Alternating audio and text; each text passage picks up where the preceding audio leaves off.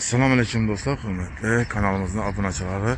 Bugünkü rolikimiz Ürgen şehrimizin Kalk merkezinde yurttaşlar 5 qavatlı domumuzun 3. qavatında yangi domumuzda yurttaşlar 2 kanalı için cihazları bilen satıla çıkan cayımızı görüp danışıp etkitemiz. Üyümüzün eldinde yurttaşlar bisetkesi, parkovkesi, olarlar oyuncakı, hiç nesesinden mamma yok az yurttaşlar. Luçoy taraftan hem gideceksiniz de boladı yolunu boyu. Bu taraftan geledim olursanız da Ulgaz taraftan geçseniz de boladı.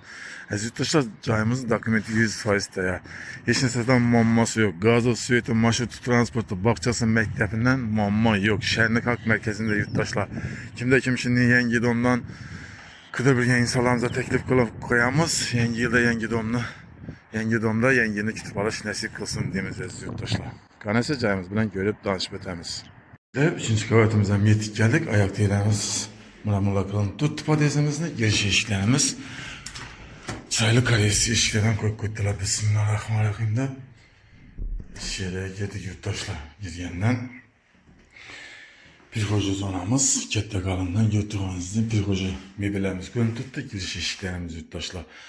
Devalarımız adına tonlu fonda taygalı kılıp altın svet lipkelenen berk koydular yurttaşlar. Orada dekoratifli ve resimlenen çıraylat koydular. İşiklerimiz kaytık üslufunda işiklerimiz yurttaşlar. Birimiz spannimiz, aşkhanamız, sanuzelimiz, son granit zalımız oladı.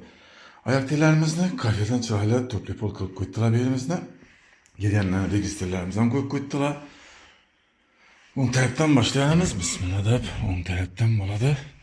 Ayak dilimiz laminat bolları kılın tuttu, taşlak gilemlerimiz döşel tuttu. Adına tonni fonda ramkalı kılıp altın svet lentelerimizden taşak koydular. Çaylı perdelerimizden koydular.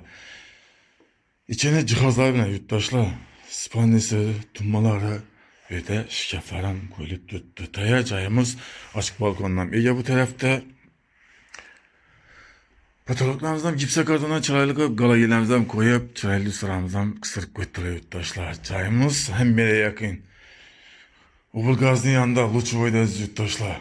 Hem bire yakın. Bakçası, mektebi, marşrutu, transportu, ummanması yok. Birimiz granit zalımız. Zalımızdan kette kompakt nez yurttaşlar belentliken belent. Uzunluğu 5'i 10'a 3'ü 60 razmeri birimizden çıraylı svetlenberg koydular. Adına tonni fon bilen. Biraz kondisyonerim var ki, az yurttaşlar çıraylı perdelerimizi koydular. Akvaynalarımız, akva registrlerimizden koyulup durdu.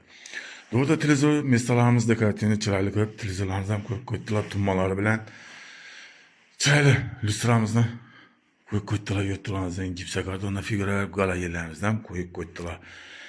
Hiç neseden mamması yok. Tayar ayak dilerimizde gilemlerimizden döşel tuttu. Bu tarafta aşkhanamızdan stollar koyun tuttu. Çıraylı kuhuni mebellerimiz. Xaladiynicimiz, kiriş maşinası, moykemiz, gaz plitemiz, vitişçelerimiz hemmesini tayar kılıp koydular.